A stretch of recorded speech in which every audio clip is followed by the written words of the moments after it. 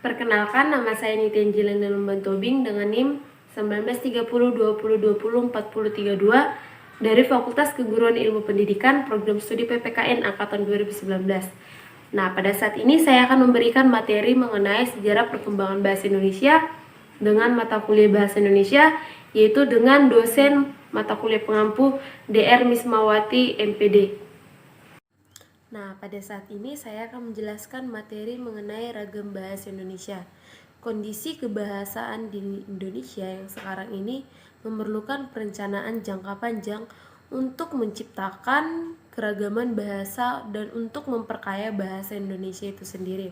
Oleh sebab itu, tentang keragaman bahasa Indonesia itu perlu ditingkatkan. Semisal, kita ketahui bahwa negara Indonesia itu memiliki banyak pulau dan kita harus mengetahui seluas apakah wawasan masyarakat mengenai ragam bahasa itu, baik itu di daerah terpencil maupun itu di daerah perkotaan.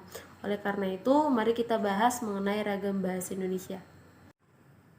Pada subbab ragam bahasa ini ada beberapa yang harus kita pelajari dan kita pahami. Pertama yaitu definisi ragam bahasa, yang kedua ada klasifikasi ragam bahasa, yang ketiga ada bahasa Indonesia yang baik dan yang benar. Ragam bahasa diartikan variasi bahasa menurut pemakaiannya. Topik yang dibicarakan, hubungannya pembicaraan dan teman berbicara, dan medium pembicaraannya sebagaimana yang terdapat dalam KBBI atau Departemen Pendidikan Nasional 2008.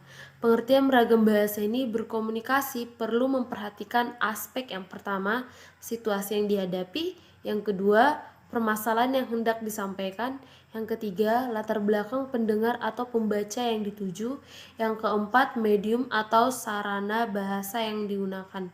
Keempat aspek dalam ragam bahasa tersebut lebih mengutamakan aspek situasi yang dibandingkan daripada aspek kedua yang lainnya. Dalam ragam bahasa situasi terbagi menjadi dua ragam bahasa. Yang pertama ragam bahasa formal dan ragam bahasa informal atau tidak formal. Kita ketahui bahasa kata formal itu biasa diganti dengan kata, jika kata saya itu termasuk dalam contoh kata formal. Sedangkan gue itu salah satu contoh ragam bahasa tidak formal. Yang kedua, ragam bahasa medium itu terbagi menjadi dua, yaitu secara lisan dan secara langsung. Materi yang kedua yaitu klasifikasi ragam bahasa.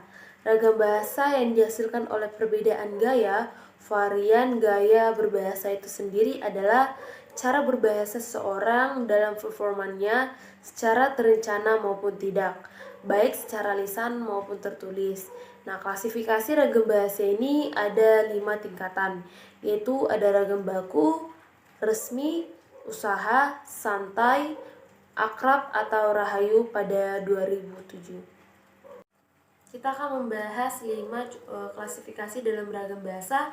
Yang pertama itu ragam baku atau disebut juga dengan frozen. Adalah variasi yang paling formal yang dipakai dalam situasi-situasi kandidat, upacara, ritual, atau khotbah, atau tata cara pengambilan sumpah. Nah, dalam ragam baku ini memiliki beberapa ciri-ciri, yaitu strukturnya gramatikalnya tidak dapat diubah.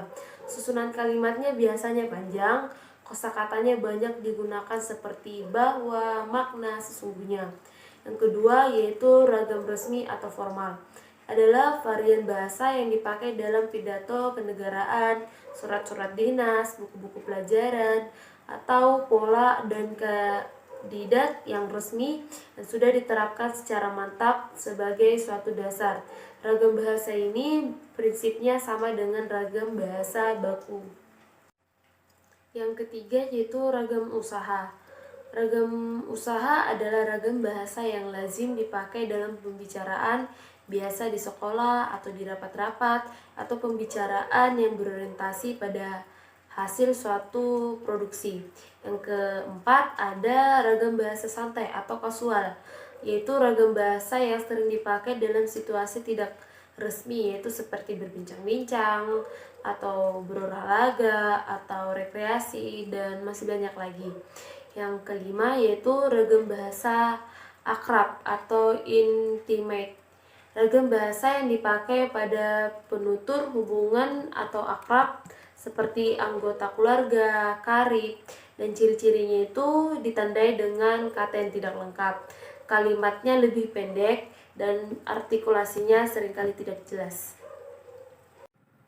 Materi yang ketiga yaitu laras bahasa. Laras bahasa adalah kesusilaan antara bahasa dan pemakaiannya.